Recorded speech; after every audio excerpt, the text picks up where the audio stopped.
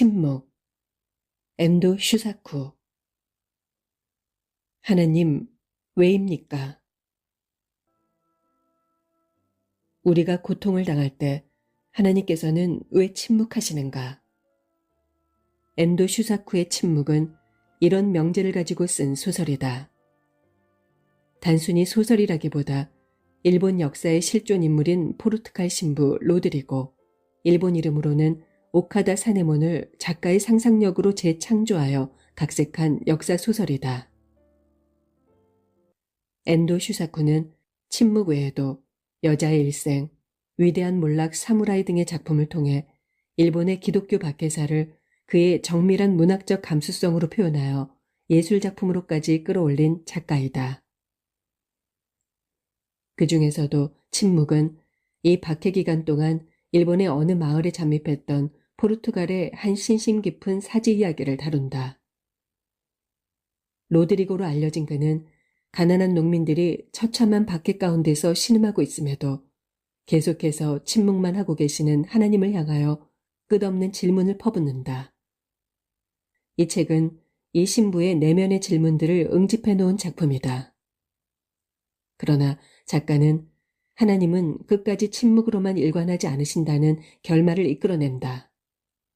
작품을 읽어나가는 동안 계속 마음 졸이며 기다리던 하나님의 말씀이 책의 뒷부분에 가서 드디어 로드리고의 심령에 속삭여지는 것이다. 로드리고 신부는 하나님의 그 응답으로 새로운 차원의 신앙의 길로 들어서게 된다. 하나님의 침묵. 그것은 결코 침묵이 아니었던 것이다. 침묵의 역사적 배경은 도요토미 히데요시와 도쿠가와 이에야스가 집권했던 16세기에서 17세기경이다. 이 시기는 기리시탄사라고 하며 1549년 프란체스코 하비에르와 그의 동료들이 가고시마에 상륙하여 가톨릭을 전했던 때부터 메이지 정부가 기독교 선교 금지를 폐지한 1879년 사이에 일어났던 시기이다. 그중 1614년 에도 막부가 금교령을 선포한 후 259년간은 대단히 혹독한 박해 시대가 이어졌다. 도요토미 히데요시 이후 도쿠가와 이에야스는 1627년부터 수많은 기리시탄, 즉 기독교인들을 지금은 관광지가 된 운젠 유황물로 고문하여 죽였다. 발가벗기고 칼로 베인 상처에 뜨거운 유황물을 10에서 20일씩 붓고 돌을 달아 뜨거운 온천 아래 가라앉혀 죽이기도 했다. 침묵에서만 아니라 엔도의 여자의 일생에는 이렇게 죽어가는 순교자들의 모습들이 작가의 세밀한 눈으로 처절하게 묘사되어 있다. 이러한 박해의 시대에 로마 교황청으로 포르투갈의 예수회에서 일본에 파견한 페레이라 크리스트반 신부가 나가사키에서 구멍 매달기 고문을 받고 배교했다는 보고가 들어왔다. 페레이라 신부는 일본에 체류한 지 33년이나 되고 주교라는 중요한 직책에 있으면서 사제들과 신도들을 통솔해온 인물이다. 그는 박해를 받으면서도 불굴의 신념을 가지고 계속해서 선교를 해왔는데 그런 그가 배교를 했다는 것은 도저히 믿어지지 않는 일이었다.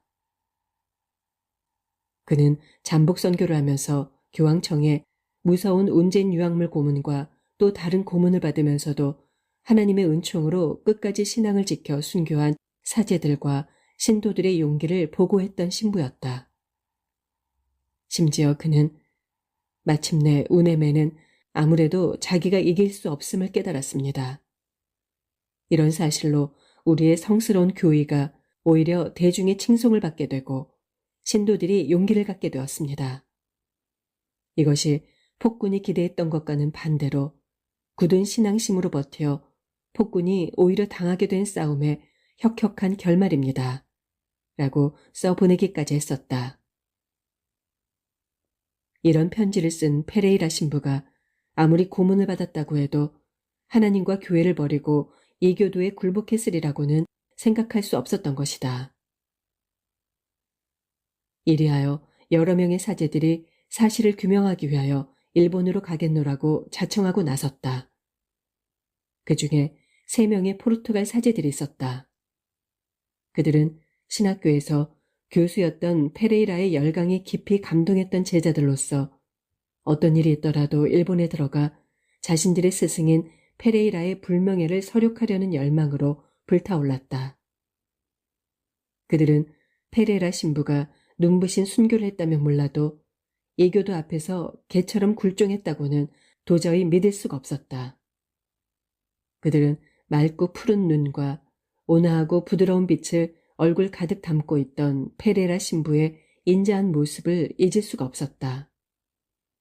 그토록 인자한 신부의 얼굴 위에 굴욕으로 일그러진 또 다른 표정을 상상한다는 것은 도저히 할 수 없는 일이었다. 이 세 사람은 세바스티앙 로드리고와 호안테 산타 마르타 그리고 프랜시스 가르페였다.